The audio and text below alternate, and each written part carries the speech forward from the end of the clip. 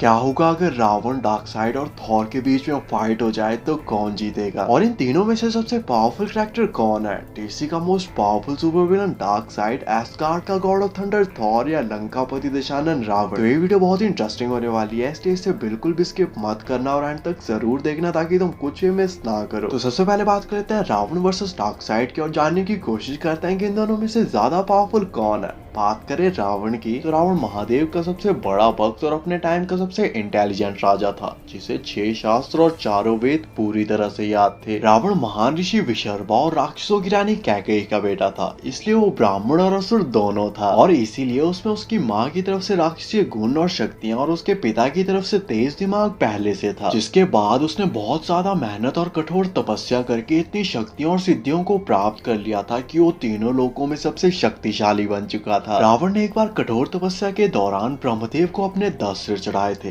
जिससे प्रसन्न होकर ब्रह्मदेव ने रावण को अमृतत्व का वरदान दिया, जिससे रावण इमॉर्टल हो गया और उसके पास सुपरनैचुरल रीजनरेशन और हीलिंग की पावर्स भी आ चुकी थी। और ब्रह्मदेव के इस वरदान की वजह से कोई भी देव, दानव, नाग, राक्षस या कोई भी जानवर रावण को ना ही मार सकते थे ना ही उसे हरा सकते थे। और रावण को मारना या हरा पाना सिर्फ किसी मानव के लिए ही संभव था, और इसीलिए जब भी कोई रावण के सिर या किसी भी बॉडी पार्ट को काट देता था तो रावण मरता नहीं था, बल्कि वहाँ पे उसका दूसरा सिर आ जाता था। रावण एक कुशल राजा था जो हमेशा अपनी सेना के आगे चलता था और उसने बहुत सारे युद्ध बगैर सेना के अकेले भी जीत लिए थे। रावण इतना ज्यादा शक्तिशाली बन चुका था कि तीनों लोकों में किसी के लिए भी उसको हरा पाना लगभग असंभव था। इसलिए एक बार उसने यमलोक पे आक्रमण करके यमराज को हरा दिया था, कुबेर से उसका पुष्पक विमान छीन लिया था और शनिदेव को भी युद्ध करके हरा के बंदी बना दिया था। रावण इतना ज्यादा स्ट्रॉन्ग और ड्यूरेबल था कि वज्र, सुदर्शन और ब्रह्मास्त्र तक उसके आर्मर को तोड़कर उसके पार नहीं जा सकते थे, जो कि उसे एक तरह से अनडिफीटेबल बना देता था। और इंद्रदेव और वरुण देव जैसे देवता सिर्फ उसका नाम सुनते ही वहां से डरकर भाग जाते थे। रावण की स्ट्रेंथ और रीजनरेशन का एग्जाम्पल हमें फाइनल फाइट में मिलता है, जहाँ पे उसने अपने सैकड़ों सिरों को दोबारा से रीग्रो किया था, लक्ष्मण और हनुमान जैसे योद्धाओं को हरा दिया था और ब्रह्मा के तमसा अस्त्र से बानरों की आधे से ज्यादा सेना को एक ही बार में मार डाला था। रावण के पास इमेंसिव स्ट्रेंथ थी और वो कभी भी फाइट के दौरान अपने ओपोनेंट पे अपनी फुल स्ट्रेंथ का यूज नहीं करता था,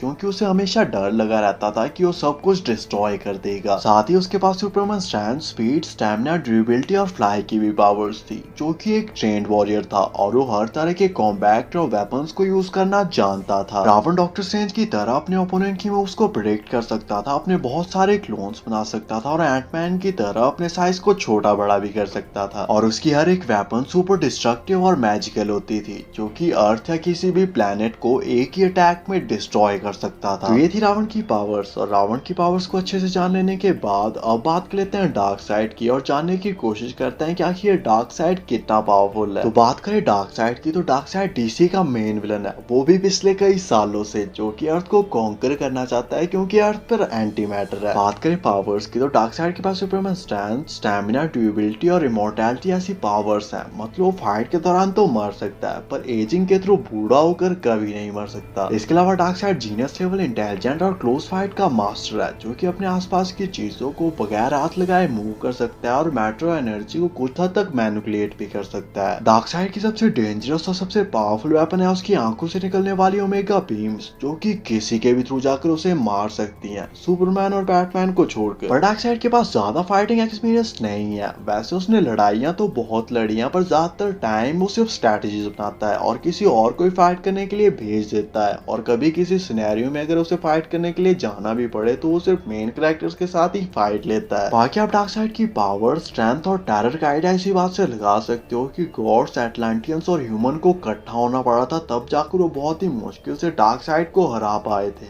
और अब डार्कसाइड की पावर्स और भी ज्यादा बढ़ चुकी हैं। तो ये थी डार्कसाइड की पावर्स, और डार्कसाइड और रावण की पावर्स को अच्छे से जान लेने के बाद अब बात कर लेते हैं फाइट कंपैरिजन की और जानने की कोशिश करते हैं कि दोनों में से ज्यादा पावरफुल कौन है और क्या डार्कसाइड रावण को हरा सकता है। तो डार्कसाइड बहुत ही पावरफुल कैरेक्टर है, जो कि डीसी का मेन सुपर विलन है और उसने लाखों प्लैनेट्स को कॉन्कर किया है, जिसके बाद अब वो अर्थ को कॉन्कर करना चाहता है क्योंकि अर्थ पर एंटी मैटर है। बस दिक्कत ये है कि उसे ये नहीं पता कि अर्थ यूनिवर्स के किस कोने में है। डार्कसाइड के पास वैसे ज्यादा फाइटिंग एक्सपीरियंस तो नहीं है, पर फिर भी उसने बहुत सारी लड़ाइयां लड़ी हैं और उन्हें जीता भी है। पर रावण जैसा उसने ना ही कभी कुछ देखा देखा होगा, ना ही कुछ सुना होगा, ना ही कभी कुछ फेस किया होगा। हालांकि पिछली बार जब डार्कसाइड अर्थ पर आया था तो एटलांटियंस, गॉड्स और ह्यूमंस को टीम अप करके बहुत ही मुश्किल से उसे हराना पड़ा था। पर अगर वहां पर उसका इंतजार रावण अपने ब्रह्मास्त्र के साथ कर रहा होता तो डार्कसाइड दोबारा अर्थ की तरफ कभी देखता भी नहीं, वो भी अगर जिंदा बचता तो। डार्कसाइड बहुत ही ज्यादा ड्यूरेबल है, पर रावण के पास ब्रह्मास्त्र जैसे महाशक्तिशाली और महाविनाशक अस्त्र है जो कि किसी भी प्लैनेट या किसी भी क्रीचर को एक ही सेकंड में एग्जिस्टेंस तक से इरेज कर सकते हैं। डार्कसाइड फाइट में मोस्टली डिपेंड करता है अपनी फिजिकल स्ट्रेंथ पर, और वो रावण पर भी अपनी फुल स्ट्रेंथ के साथ अटैक करेगा, पर उसकी फिजिकल स्ट्रेंथ रावण के आगे किसी काम नहीं आएगी। रावण इवन दूर से अपने किसी भी अस्त्र से डार्कसाइड को मार सकता है, पर चलो मान लो कि ऐसा नहीं होता, डार्कसाइड क्लोज भी जाता है, रावण पर भारी भी पड़ता है और अपने एक ही अटैक से रावण का सिर भी काट देता है। फिर भी रावण इससे नहीं मरेगा, बल्कि वहां पे उसका दूसरा सिर आ जाएगा और रावण वैसे ही फाइट करता रहेगा जैसे कुछ हुआ ही नहीं। दूसरी तरफ डार्कसाइड इस टाइप के किसी भी अटैक को सर्वाइव नहीं कर पाएगा, क्योंकि उसके पास रीजनरेशन की पावर नहीं है। इसके अलावा रावण को ब्रह्मदेव का वरदान प्राप्त है, इसलिए कोई इंसान ही उसे मार सकता है, और क्योंकि डार्कसाइड दूर प्लेनेट से आया हुआ एक एलियन है, इसलिए ना ही वो रावण को मार सकता है ना ही उसे हरा सकता है। जबकि रावण के पास डार्कसाइड को मारने के लिए हजारों वेपन्स और लाखों तरीके होंगे। हाँ, अगर उसे विभीषण मिल जाए और विभीषण उसे नाभि में अमृत के बारे में बता दे, वो अलग बात है। डार्कसाइड को तुम एक छोटे से राक्षस से कंपेयर कर सकते हो, जो कि फिजिकली बहुत ही ज्यादा स्ट्रॉन्ग है, थोड़ा इंटेलिजेंट भी है और अपनी आंखों से ओमेगा बीम छोड़ता है। जबकि रावण अपने टाइम के महाशक्तिशाली असुरों, राजाओं और देवताओं तक को हरा चुका है, जो कि ऑब्वियसली डार्कसाइड से कई गुना ज्यादा पावरफुल होंगे। इन दी एंड डार्कसाइड ना ही रावण को मार सकता है ना ही उसे हरा सकता है, जबकि रावण डार्कसाइड को मार भी सकता है और हरा भी सकता है। इसलिए रावण इस फाइट का एक अल्टीमेट विनर होगा, और फाइट में चाहे जो भी हो, इन दी एंड जीतेगा रावण। तो बात करते हैं रावण वर्सेस थॉर की और जानने की कोशिश करते हैं कि इन दोनों में से ज्यादा पावरफुल कौन है।